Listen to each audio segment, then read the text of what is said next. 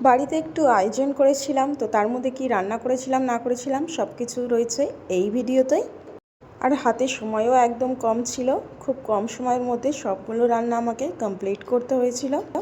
তো এখানে এটা 3 কেজি মাংস ছিল, সবগুলি মাংসের পিসগুলি কিন্তু বিরিয়ানির পিস করে আনা হয়েছিল।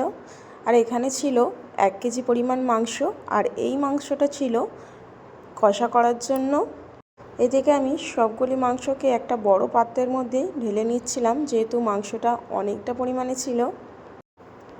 বাড়িতে কোনো আয়োজন হলে কিন্তু কাজটাও ঝটপট করে করতে হয়, আর যেহেতু একা হাতেই সব কিছু করতে হয়েছে, তো একটু তাড়াহুড়োর মধ্যে সব কিছু আমি ঝটপট করে রান্না করে নিয়েছি প্রায় 1 ঘন্টারও কম সময়ে।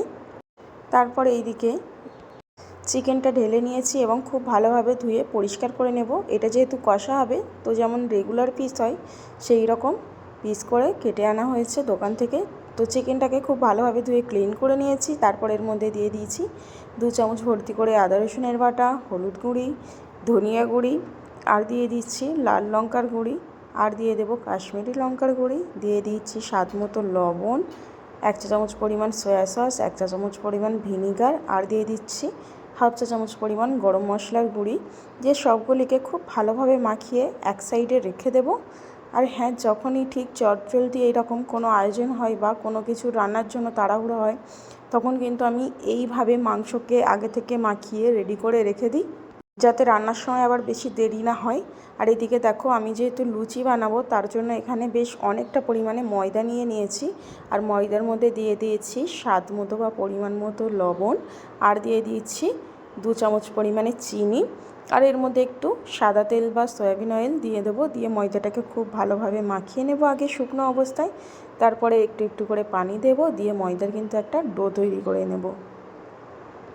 এদিকে কি হলো, ওইদিকে মাংসটাও আমার রেডি হয়ে গেল, এইদিকে কিন্তু ময়দাটাও আমার রেডি হয়ে যাবে খুব তাড়াতাড়ি। আর ময়দাটা কিন্তু মাখানো হয়ে গেলেই আমি ঢাকা দিয়ে মাংস রান্নাটা করে নেব, সেক্ষেত্রে কিন্তু খুব বেশি টাইমও লাগবে না। আর মাংস রান্নার জন্য আমি এখানে কড়াইতে তেল গরম করতে দিয়ে দিয়েছি। আর তেল গরম হয়ে গেলে এর মধ্যে দিয়ে দিয়েছি কিছু গোটা গরম মশলা। গোটা গরম মশলাগুলিকে হালকা করে ভেজে নিয়েছি। তারপর দিয়ে দিয়েছি এর মধ্যে কুচিয়ে রাখা পেঁয়াজ। কুচিয়ে রাখা পেঁয়াজ আমি এখানে প্রায় 2টো বড় সাইজের পেঁয়াজ কুচিয়ে নিয়েছি, এবং পেঁয়াজটাকে হালকা ব্রাউন কালার করে ভেজে নেব। খুব বেশি আবার পুড়িয়ে ফেলতে যাব না, পুড়িয়ে ফেললে আবার তরকারির কালারটাও কিন্তু নষ্ট হয়ে যায়।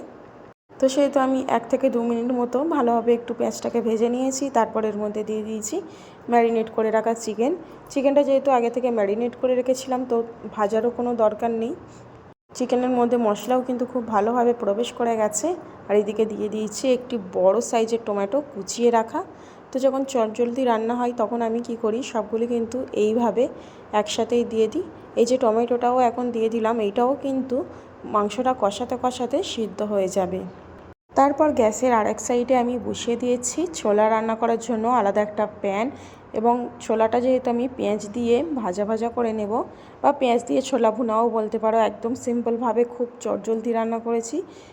প্রথমে প্যানের মধ্যে তেল দিয়েছি, তারপর দিয়ে দিয়েছি বেশি করে পেঁয়াজ কুচি, প্রায় 2 থেকে 3টে পরিমাণ এরকম পেঁয়াজ নিয়েছিলাম।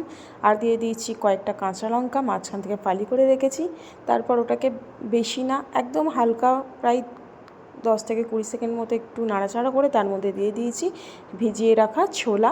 তো ছোলা দিয়ে খুব সিম্পল মশলা দিয়েছি, যেমন স্বাদ মতো লবণ আর স্বাদ মতো হলুদের গুঁড়ো। তারপরে খুব ভালোভাবে নাড়াচাড়া করে দিয়ে আবারও ঢাকা দিয়ে গ্যাসটাকে আমি লো ফ্লেম করে দিয়েছি। ওইদিকে ছোলা পেঁয়াজটা সিদ্ধ হতে থাক, ততক্ষণ এইদিকে আমি মাংসটাকে খুব ভালোভাবে কষিয়ে নেব। আর হ্যাঁ, চিকেন থেকেও কিন্তু অনেকটা পরিমাণে পানি বেরিয়েছিল। তো দেখো, চিকেনটা খুব ভালোভাবে কিন্তু আমার কষানো হয়ে গেছে, আর চিকেন থেকে কিন্তু প্রায় তেলটাও ছেড়ে দিয়েছে, দেখেই বোঝা যাচ্ছে। এবারে দিয়ে দেবো ওই যে ম্যারিনেট করেছিলাম যেই পাত্রটা, সেই পাত্রটা ধুয়ে একটু পানি দিয়ে দিলাম। যেহেতু চিকেন কষা লুচি দিয়ে খাওয়া হবে, সেহেতু একটু গ্রেভি না রাখলে কিন্তু চলে না। তারপর দেখো, মাংসটা এদিকে খুব ভালোভাবে ফুটে গিয়েছে, একদম নাড়াচাড়া করে খুব ভালোভাবে মিশে কিন্তু তারপর আমি মাংসটাকে নামিয়ে নেব। খুব বেশি আবার মাংসের যে গ্রেভিটা আছে সেটাকে শুকিয়ে ফেলবো না, তাহলে কিন্তু পরে খাওয়ার সময় অসুবিধা হয়ে যাবে। তারপর দেখো, এইদিকে ছোলাটা এবারে ঢাকা খুলে নিয়েছি। এবার ছোলা আর পেঁয়াজ কিন্তু সিদ্ধ হয়ে গেছে প্রায়, আর পেঁয়াজটাও কিন্তু পুরো গলাবো না, বেশ এই রকম থাকবে, তাহলে কিন্তু খাওয়ার সময় যখন গালে পড়বে তখন কিন্তু খুব ভালো লাগবে। তো দেখো এবারে ছোলাটাকে আমি হালকা হালকা ভাজা ভাজা করে নিচ্ছি, যাতে করে ছোলার একটা খুব সুন্দর কালার চলে আসে। তো দেখো, তো এই পর্যায়ে আমি খুব ভালোভাবে ভাজা ভাজা করে নিয়ে কিন্তু ঢাকা চাপা দিয়ে ছোলাটা নামিয়ে দেবো। আর ওইদিকে আবার আরও একটা কড়াই বসিয়ে দিয়েছি গ্যাসে, আর দিয়ে দিচ্ছি পরিমাণ মতো সয়াবিন অয়েল। আর সয়াবিন অয়েল গরম হয়ে গেলে একে একে সবগুলি লুচি আমি ভেজে নেব। তারপর আমি যতক্ষণ এইদিকে সব রান্নার কাজ করছিলাম, ওইদিকে কিন্তু আমার হাজব্যান্ড ফল টল সব কিছু কেটে কুটে একদম গুছিয়ে রেখেছিল, কারণ হাতে অতটা সময়ও ছিল না যে সব কিছু করবো, আর সব কিছু ভিডিও করার সময়ও ছিল না। তো যতটুকু পেরেছি ভিডিও করেছি, তোমাদের সঙ্গে শেয়ার করছি ততটুকুই। তারপর এইদিকে তো ইফতারির পর্ব শেষ হয়ে গেল, এবার বানানোর পালা রাতের খাবার। তো ঝটপট করে আবার ওই ইফতারি করার পর আমরা রাতের খাবারের জন্য এখানে আমি চিকেন কষাটা বসিয়ে দিয়েছি। আর ওইদিকে কিন্তু আমার হাজব্যান্ড বিরিয়ানির জন্য যে ভাতটা বা চালটা রান্না করতে হয় সেটা করে নিয়েছিল, আলুও ভেজে রেডি করে নিচ্ছিল। মানে দুজন দু সাইডেই কাজ করছিলাম যাতে করে সব কিছু তাড়াতাড়ি হয়ে যায়। তো এইদিকে আমি চিকেনটা কষিয়ে নিচ্ছিলাম। প্রথমে তেলের মধ্যে আমি পেঁয়াজ ভেজে নিয়েছি খুব ভালো করে, তারপর একটা মশলা রেডি করে রেখেছিলাম সেটাও দিয়ে দিয়েছি, আদা রসুন বাটাও দিয়ে দিয়েছি। আর হ্যাঁ, চিকেনটাকে আগে থেকে কিন্তু ভালোভাবে ভেজে নিয়েছি। হাতে যেহেতু অতটা সময় ছিল না, তো প্রতিটা রান্না আর কি ভিডিও করা হয়নি, তো যতটা পেরেছি ততটাই ভিডিও করেছি। তো এইদিকে দেখো মশলা কষানো শেষ, এইবারে দিয়ে দিচ্ছি মাংসগুলি যেগুলি ভেজে রেখেছিলাম। তো চিকেনটা দেওয়ার পরে খুব ভালোভাবে কষিয়ে নেব। এর মধ্যে কিন্তু কোনো রকম কোনো পানি অ্যাড করব না, তাহলে কিন্তু বিরিয়ানিটা একদম বেকার হয়ে যাবে। তার কারণেই চিকেনটা কিন্তু আগে থেকে খুব ভালোভাবে ভেজে নেওয়া ছিল। দেখো এখানে আলু ভাজা, তারপর বিরিয়ানির যে ভাতটা সেইটাও হয়ে গেছে। এবার এইদিকে বিরিয়ানিটা লেয়ারিং করার পালা। এখানে আমার হাজব্যান্ড লেয়ারিং করছিল, তো আমি ভিডিও করে নিলাম একটু। তো প্রথমে আমার হাজব্যান্ড যখন বিরিয়ানি লেয়ারিং করে, তো সর্বপ্রথম বিরিয়ানির যে পাত্রটাতে বানায়, তো তার নিচে যে চিকেন বলো, বিফ বলো বা মাটনের বিরিয়ানি যখন করে, তার মধ্যে যেই গ্রেভিটা থাকে সেইটা সর্বপ্রথম বিরিয়ানি সাজানো হয় যেই পাত্রে, তার নিচে সেটা সর্বপ্রথম দিয়ে দেয়। তারপর দিয়ে দেয় বিরিয়ানির ভাত, তারপর বিরিয়ানির গুঁড়ো মশলা, পেঁয়াজ বেরেস্তা সব কিছু দিয়ে ভেজে রাখা আলু, তারপর উপর দিয়ে দিয়েছিল চিকেনগুলি, সবগুলি দিয়ে দিয়েছিল। বিরিয়ানিটা যেই পাত্রে সাজাচ্ছি সেটা যেহেতু বড় পাত্র, তো একটা লেয়ারিংয়ে হয়ে গেছিলো। তারপর তার উপর দিয়ে দিয়েছিল অবশিষ্ট থাকা ভাতটি। তো অবশিষ্ট থাকা ভাত দিয়ে এর উপরে দিয়ে দিয়েছিল বিরিয়ানির গুঁড়ো মশলা, আর দিয়ে দিয়েছিল পেঁয়াজ বেরেস্তা, আর অতি অবশ্যই ঘিটাও দিতে হবে। ঘি না দিলে বিরিয়ানির কিন্তু সেই লেভেলের টেস্টটা কিন্তু পাওয়া যায় না। আর এখানে বাটারও দিয়ে দিয়েছিল, প্রায় অনেকটা পরিমাণে বাটার দিয়েছিল, যেহেতু 3 কেজি পরিমাণ মুরগির বিরিয়ানি, তো সেহেতু বাটারও ঘি একটু বেশি করেই দেওয়া লাগবে। তোমরা চাইলে এখানে শুধু বাটার দিয়েও বানাতে পারো, শুধু ঘি দিয়েও বানাতে পারো, আবার চাইলে কিন্তু এখানে শুধু তেল দিয়েও কিন্তু বিরিয়ানিটা বানানো যায়। তো সেই ক্ষেত্রে টেস্টের একটু তফাৎ থাকে, বাকি বিরিয়ানি কিন্তু একরকমই লাগে খেতে। তো দেখো আবারও দিয়ে দিচ্ছে ঘি।